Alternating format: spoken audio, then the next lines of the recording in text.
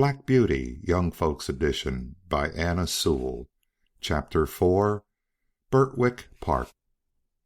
It was early in May when there came a man from Gordon's who took me away to the Hall. My master said, "Good-bye, Darky. Be a good horse and always do your best." I could not say good-bye, so I put my nose in his hand. He patted me kindly, and I left my first home. I will describe the stable into which I was taken. This was very roomy, with 4 good stalls. A large swinging window opened into the yard, making it pleasant and airy. The first stall was a large square one, shut in behind with a wooden gate. The others were common stalls, good stalls, but not nearly so large. It had a low rack for hay and a low manger for corn. It was called a box stall, because the horse that was put in it was not tied up, but left loose to do as he liked. It is a great thing to have a box stall. Into this fine box the groom put me. It was clean, sweet, and airy. I never was in a better box than that, and the sides were not so high but that I could see all that went on through the iron rails that were at the top. He gave me some very nice oats, patted me, spoke kindly, and then went away. When I had eaten my oats, I looked round. In the stall next to mine stood a little fat gray pony, with a thick mane and tail, a very pretty head, and a pert little nose.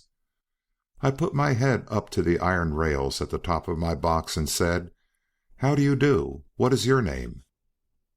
He turned around as far as his halter would allow, held up his head, and said, "My name is Merrylegs. I am very handsome. I carry the young ladies on my back, and sometimes I take our mistress out in the low cart. They think a great deal of me, and so does James. Are you going to live next door to me in the box?" I said, "Yes."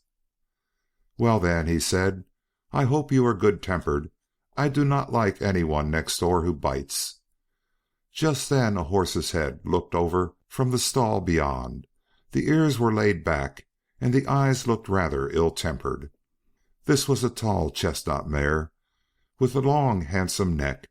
She looked across to me and said, "So it is you have turned me out of my box. It is a very strange thing for a colt like you to come and turn a lady out of her own home." "I beg your pardon," I said. "I have turned no one out. The man who brought me put me here, and I had nothing to do with it. I never had words yet with a horse or mare, and it is my wish to live at peace." "Well," she said, "we shall see. Of course, I do not want to have words with a young thing like you." I said no more. In the afternoon, when she went out, Merrylegs told me all about it. "The thing is this," said Merrylegs. "Ginger has a habit of biting and snapping. That is why they call her Ginger. And when she was in the box stall, she used to snap very much. One day she bit James in the arm and made it bleed, and so Miss Flora and Miss Jessie, who are very fond of me, were afraid to come into the stable. They used to bring me nice things to eat, an apple or a carrot or a piece of bread.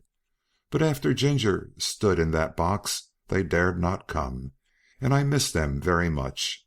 I hope they will now come again, if you do not bite or snap."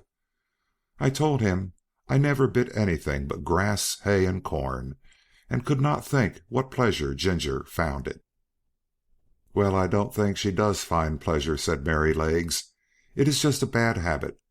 She says no one was ever kind to her, and why should she not bite? Of course it is a very bad habit, but I am sure, if all she said be true, she must have been very ill used before she came here. John does all he can to please her, so I think she might be good-tempered here. You see," he said with a wise look, "I am 12 years old. I know a great deal, and I can tell you there is no better place for a horse all around the country than this. John is the best groom that ever was. He has been here 14 years, and you never saw such a kind boy as James is. So that is all Ginger's own fault that she did not stay in that box." End of chapter 4. Recording by Richard Kilmer, Rio Medina, Texas.